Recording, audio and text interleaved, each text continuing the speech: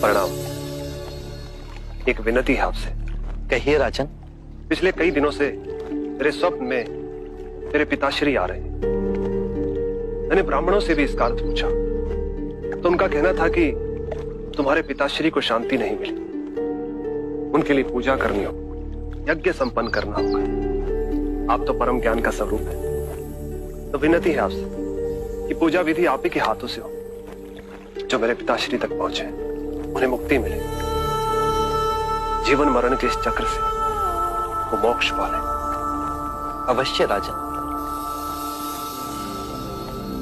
आप मिट्टी के 2 घड़े मंगवाइए, एक में घी भरवाइए और एक घड़े में कंकड़ पत्थर भरवाइए, और उन दोनों घड़ों के मुंह कपड़े से बंधवा दीजिए और उन्हें लेकर नदी के तट पर आइए। मैं वहीं आपकी प्रतीक्षा करूंगा। मैं भी उसका प्रबंध करता हूं महाराज।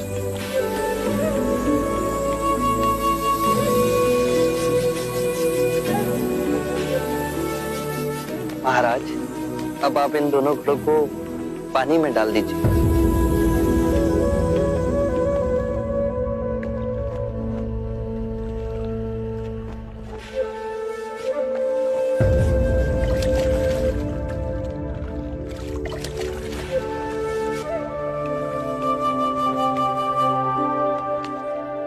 महाराज, अब इन दोनों घड़ों को आप तोड़ दीजिए।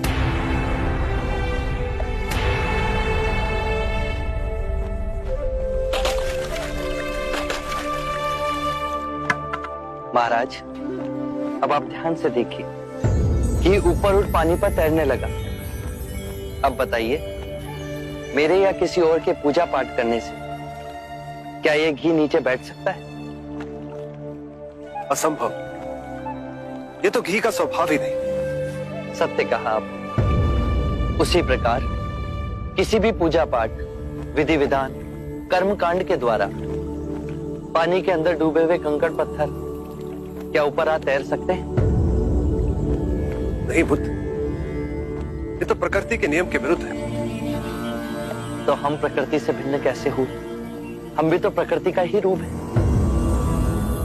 सत्य कहा बुद्ध। एक सत्य ये भी है राजन, यदि हमारे पूर्वजों ने अपने जीवन काल में कंकड़ पत्थर बोए, दुष्कर्म किए, तो वो स्वाभाविक ही कंकड़ पत्थर की तरह नीचे बैठ जाएंगे। और यदि उन्होंने अपने जीवन काल में सत्कर्म किए तो स्वाभाविक ही घी की तरह ऊपर आ तैरने लगेंगे। जो बोएंगे वही काटेंगे। परंतु इस शरीर रूपी जीवन काल में ही नहीं, अपितु इस शरीर रूपी जीवन काल के पश्चात वाली यात्रा में भी हम जैसे कर्म करेंगे वैसा ही फल मिलेगा।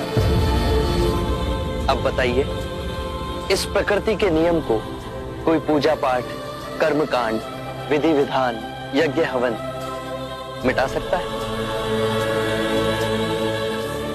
राजन, मैं भी इसको नहीं बदल सकता। केवल अच्छे कर्म ही मनुष्य की मुक्ति का द्वार खोलेंगे। ये कैसी तलवार है आपके हाथ में, जो एक क्षण में सारे झूठ काट केवल ज्ञान को प्रकाशित करती है। ना जाने कितने जन्मों और भटकता में यदि आपकी कृपा ना होती।